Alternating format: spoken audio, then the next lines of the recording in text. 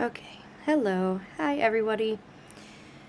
I come to you today with a little bit of a heavy heart, um, feeling some sort of way about life and the world in general right now. And the beginning part of this video might not be, some people might think of it as being negative. I'm thinking of it as just sharing. I'm feeling a certain way lately, and I've had other people come to me, and I've come to other people, maybe for counsel or just to talk, because we're all feeling a little bit of a heavy burden, maybe a little bit of oppression or depression or anxiety with the way the world is right now, and just things that are going on that we have no control of, and maybe just the way that these things going on the earth are affecting us. So hopefully it will be some kind of teaching or learning lesson for myself and for others, and I hope that someone out there will get a little bit of something out of what I'm going to share. I've been feeling lately maybe not satisfied quite with what I'm doing in life. It's a little frustrating going to work every day, and I have 2 jobs. Frustrating going to work every day and feeling like I'm not living up to my potential. I'm going to try not to get emotional. And struggling with the conversations day to day, and I'm going to say with normal average people, and I just mean that in that they don't quite understand that Earth is different and that our history is a lie, and that everything that they go about their daily business doing is false and fake, and what they see on TV is fake. It's everywhere. The conversations at work, the goal of why we do our work, finances, paying bills, struggling to make ends meet, working really hard and still struggling. And I get in the car, and I used to be able to get in the car and listen to music and enjoy listening to music, and that was like a highlight of my day, was listening to what I wanted on the way to work and listening to what I wanted on the way home from work or wherever I was going.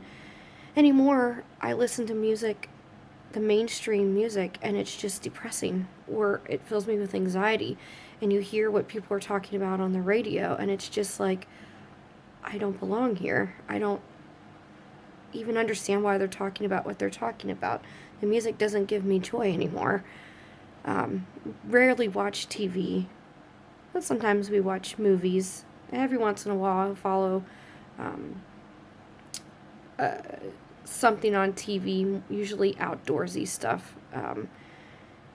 But even so, even if I get like just a little bit of an inkling of what's going on in the world, listening to the politics, commercials about medication, commercials about cancer, commercials about just advertising for all the things that they want you to buy, I know I'm not the only one feeling this way. And I'm just so overwhelmed with all of these things around me that mean nothing. And I feel like I'm not doing what I need to in this world to make it better. Sometimes I feel like I'm spinning my wheels and kind of stuck in a rut. And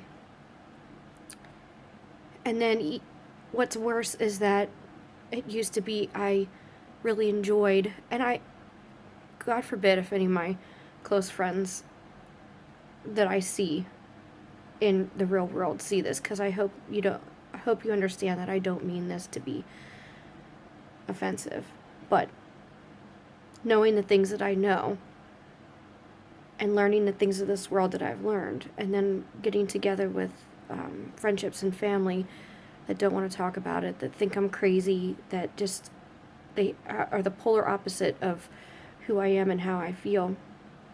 It's so frustrating, and I know I'm not the only one out there that feels this way, that I feel so separated and segregated and lonely, and sometimes it can get overwhelming. Now, I talked about this and how I was feeling. And this is just the tip of the iceberg, because I don't want to get too emotional on here. With some other flat earth friends, and one in particular just the other day, and he knows who he is, just someone feeling the same sort of way, and made an alias account on Facebook so that they didn't get the harassment that they were getting from family, and worried about their place of work, where they work, which is such a shame. It's so aggravating and so frustrating, and unnerving that we sometimes have to hide something as silly as the fact that we question the things of this world, like the shape of the earth and government and military and authority in general, that we have to feel so separate and segregated, and that we have to go through this harassment and this abuse. But anyway, I know I'm not the only one out there feeling this way. I'm hoping that this will touch some hearts. So after talking to a couple other people and people sharing the same thing with me, I feel like lately that there's a storm coming. And I don't mean rain and lightning and thunder. I mean something big is going to change. Something's going to happen. I'm not going to predict or try to throw out there what it could be, because I've heard all different ideas. I don't know what it will be, but I do think that something big is going to change here soon, and I almost am longing for something to change. And I don't want to see people get hurt. Please don't take that the wrong way. I just mean the everyday humdrum of life, and this feeling like I'm in a world of zombies is getting to be too much. With that in mind, we have this extremely interesting, anxiety-filled election coming up. No idea what's going to be happening with all that. I'm concerned for our country, concerned for people in general. But in all honesty, something major will happen, and the people that are zombies will feel like it brings them together, and they'll follow what the country wants them to do, and then we'll just be left alone and overwhelmed still. But anyway, to bring this back around, I started thinking, sometimes we think, why am I doing this? Why have I gone down this rabbit hole? Can't turn around and can't go back. You can't unsee what you've seen, and you can't unhear what you've heard, and you can't unknow what you know now. There's no turning back. So in order to keep myself positive, I try to look back as to why I've done this to begin with, and what would give me motivation to keep going. And I thought about getting on here and sharing my backstory. And I know I promised that I would do that before. And hopefully, all the trolls and people who don't care about what I'm saying have now left, because I've talked and rambled for a few minutes about how I feel in the beginning. But if you're still listening, I would like to share a little bit about my life and how I got into questioning everything in this earth, and then leading up to how I got into flat earth. And I've mentioned this on a couple other videos, but this way it'll just be on this video log. When I was 8 years old, first of all, I was raised a Christian, in a Christian upbringing, Christian family. When I was 8 years old, I was counseled to, when I was ready to, and when I believed wholeheartedly to accept Christ as my Savior, that I prayed and I did that. A lot of things changed then in my life when I was 8 years old. I feel like once I did that, I started being attacked. I very much so believe in a creator, and I very much so believe in a evil opposite. I know a lot of people don't. I'm not asking you to change your opinion. I'm not trying to convince you. I'm just telling you what my experience has been and what I believe. So everyone can believe what they want. And if you've had a different experience, then I encourage you to make a video and share it with everybody. So when I was 8 years old, things started changing in my life. And one night, at the age of 8, I was fast asleep, and it was probably 2 or 3 a.m. in the morning. I was awoken, not by a noise, not by a light, not by anything that would normally wake you up. It was just a feeling, maybe like a feeling like I was being watched, some kind of eerie feeling like that. I got up out of bed. Again, there was no noise, and I looked. We lived on top of a hill in Liverpool, Pennsylvania, on about 4 acres, and we lived on a hill, and we lived in a double-wide manufactured home on a basement, and the basement was exposed on the edge, looking out over, like, from the hill where we had our lookout, our view. And my bedroom was on that side of the house, so my only window I had was looking out over the exposed part of the basement. So basically, you could not get to my window unless you were, however high the ceiling is, 9-10 feet, to the basement, and then another couple feet to the window. There's no way to easily get to my window. Anyway, I felt like I was being watched, and I looked out my window, and there was I will best describe a creature, and I know what you're all going to think, and it's exactly what I thought immediately. Well, once I started researching it, this creature had the quintessential bulbous, cadaver gray head that was very large on top, very pointed towards the chin, almost no mouth. It had very black eyes that had no colored part, no cornea. I guess you call it cornea or the iris. No, it was all pupil, I guess. It was just all big black, like a bug eye. Kind of teardrop shaped, huge. And they didn't look like eyes of something that you'd look like that would be alive. Like my eyes move and have emotion.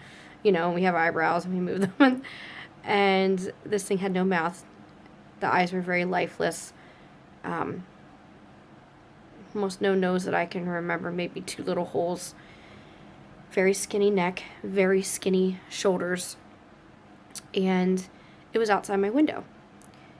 And it clearly was trying to get in, to get to me, to get at me, to take me, I don't know. And I was terrified. I wasn't able to say anything, even if I wanted to. For some reason, I could not say anything, no voice. I couldn't really move, but I wasn't stuck in my bed. I was standing. And I remember it kind of shaking its head back and forth in this erratic way, almost like its head was going to come off of its spindly little neck. And it was frustrated it couldn't get to me. It was acting erratic and aggressive, and it clearly was angry. And it did not say anything. It didn't make a noise. I just only felt how it felt. It was like telepathy, like however it was feeling towards me went right into my brain, and I couldn't respond. I couldn't do anything. It was cursing me. It was cursing God, the Creator. I don't remember what name it used for the Creator. I wish I did, if it was something I didn't recognize. But it definitely was aiming a lot of hatred towards the one protecting me. And I also felt a presence behind me, and this happens a lot to me, whether it's in dreams or in real life, where I feel that positive presence. It doesn't always let me see it. It's always just directly behind me, out of the corner of my eye. And I felt like something was there, and it was protecting me, and it was allowing me to go through this experience. It didn't protect me as in, well, I just won't let you go through this experience and let you go through the fear and listening or having imprinted what this thing is feeling towards you. I'm going to let you go through this experience, but I'm going to protect you through it. And that's happened a lot in my life as well. And the only thing I could think of as an 8-year-old child was to pray, and I couldn't even get my thoughts together to barely make any kind of comprehensible prayer other than, God help me or God protect me. That's exactly what I felt was happening. And then this thing just kept getting more angry, and eventually it stopped and it disappeared. It just stopped trying. It went away. And as a young child, I don't know why I didn't go get my parents. I just felt like I was kind of robotic in my movement. I climbed back in bed after the experience. I took I had stuffed animals, all my stuffed animals, and piled them around me like a nest. I don't remember why. And then I fell back asleep in between them. Now, that was from 8 years old. After that, I started doing immense studies into what I figured out what these things were. Everyone else on the plane calls them aliens, gray aliens. But I wanted to know why this thing that everyone's saying is from a UFO, from outer space, from another planet, that does abductions. First of all, why didn't it take me? Why couldn't it get inside to bother me? It was stuck on the outside of the house, outside of my window. And I believe that's because I was being protected. And why are we being told they're from space when this thing clearly was telling me that it hated God and hated the Creator? In my mind, tells me that it's something other than just something that was otherworldly. So I did a lot of studies from 8 years old on up to what aliens really are. And I came to the conclusion very young that aliens, reptilians, Nordics, all these things, the insectoids, it all sounds so silly, all these different races of alien creatures that we've been talked about and told about are in fact just evil entities that are controlled by the opposite of our Creator, the evil opposite. Whether you want to call him Lucifer, Satan, the devil, doesn't matter. They do his bidding, and they do anything within their power to corrupt mankind because they're very jealous of us, because we were created by God in his image. And we all know that Lucifer or Satan has a big grudge against God. So that opened my mind. That changed my perspective on the world. I became very open to questioning everything. As I grew up, a lot of things happened when I was younger, like the fiasco at Waco. And I very quickly started researching as to what really went on there. 9/11 happened, the wars happened. I questioned all those things, on up to all the false flags, all the hoaxes, the fake shootings, the fake bombings, our false reality and the reasons why we go to war. So much in history is a lie, and I've studied a lot of that for a while. And I got into, I'm trying to think when I started with the flat earth. It was around, I know there's a lot skipped in between there, but a lot of us have gone through a lot of the same eye-opening experiences as far as what we ended up studying that was hoaxes and false history and false realities. Probably around January, February in 2015. I had been for a long time listener of Clyde Lewis's Ground Zero radio show. And he had all kinds of guests on there. And I remember him saying he was going to have a guest on called Crow 777 or Crow Triple Horn on Facebook. And that he had been doing some odd studies on the moon. And I definitely did not ever agree with my whole life that we went to the moon. Did not make sense to me. I've always questioned the distance to the sun and how in the world we could live on a globe, although it wasn't very well known, but I remember questioning these things when I was in school. And then having to be given the quintessential answer and just shake my head and go away and take the tests and regurgitate the answers so I could pass. I always fought my science teachers on evolution. But anyway, around February 2015, I started looking into Crow 777's work and was just astounded. And I started questioning what really is the moon and what is going on up there, because his first reaction was, that is the moon a hologram? It didn't really sit well with me, because he was recording what's called the lunar wave, and he didn't understand what it was either. I don't think that he still adheres to the moon being completely a hologram, but that's kind of what he was thinking when he first started. But he ended up coming on to Clyde Lewis's Ground Zero show, and the episode was called Lunomaly, like lunar anomaly, and that was, I think, March 10th, and I was so excited because I had been listening to some of his videos and starting to compare the sun and the moon. I was realizing that the sun was never setting or exiting in the same spot. You know, I was starting to make those observations and not really understanding why, and also understanding that I had no idea about the heliocentric model, what we were really told. I didn't even understand that, because it never made sense. So then I continued to study on the moon and this lunar anomaly, or the lunar wave. Clyde Lewis then also had Mark Sargent on his show, and that was in, I think, the first week of April. It was like April 4th or 5th, something like that. And that kind of corresponded with some of what Crow was talking about, just as far as the moon and the sun not being exactly what we were told. We were lied to about it.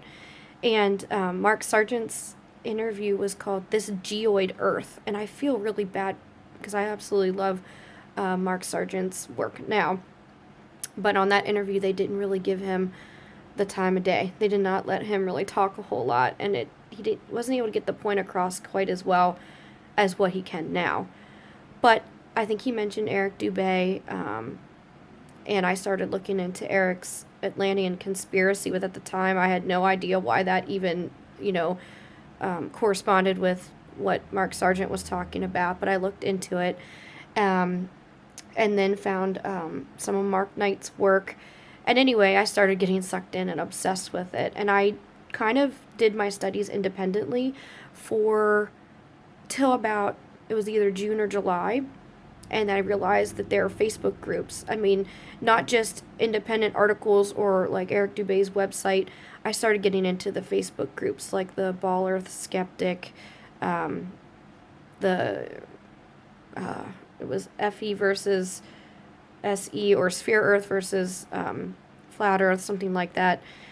That was just a big fighting group, but it was interesting to hear everybody, argue and the differences of opinions. Got into a couple really good groups and started feeling a certain way as far as how I do now, even still struggling with it, feeling very segregated, really, really struggling because family members don't understand, loved ones don't understand, friends don't understand, no one to talk to, and dealing with the harassment and the abuse because of it. So I decided to make my own group. I didn't make my own group until October of 2015. So 1 year is coming up real soon. And I named the group Flat and Happy, and I know that sounds funny, but I wanted it to be a group that I didn't necessarily want a debate group. I didn't want a hate-filled group. I didn't want a troll-filled group. I wanted a group where people could come and just literally share everything Flat Earth, all their observations, theories, experiments, photographs, art, and share it and talk amongst each other, learn more from each other, and then be able to share it on the outside world. And also then help each other dealing with the lies of this world and the fact that there's some loneliness with knowing the truth. And history was kind of made then. I'm not tooting my own horn, but I thought I did a very good job with adminning, and so I got into adminning several other groups, and there's quite a few groups that I help with now, and I absolutely love it. Then I started feeling like I needed to give back just a little more, and I created a YouTube channel, started making content videos, and now I've morphed a little bit more from making content videos to doing these video logs because they don't really have the ability to edit right now. Kind of working towards getting a laptop where I can do all those sorts of things. Every once in a while I can borrow one, but it's not quite the same. But anyway, here I am now. And even just going over this, my backstory in my head makes me feel a little bit happier. I understand we're all struggling. I want you guys to know that you're not alone. I know I'm not alone. I know we can all share with each other. I know that the struggles that I'm going through right now will just be temporary. I know things are going to change. Whether they change for good or for worse, that we're going to be there for each other. I really thank you guys for listening. If you guys have any questions, contact me. I tried to put as much in here as I could. I didn't expect it to go this long. But like I said before, I like to talk. And I really do enjoy sharing. And thank you again, everyone.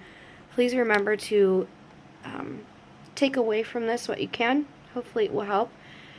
And I would like you to seriously consider sharing your experience on video if you're able to. And if you're not able to, just make sure that you're enjoying your experience learning about the flat earth. Bye.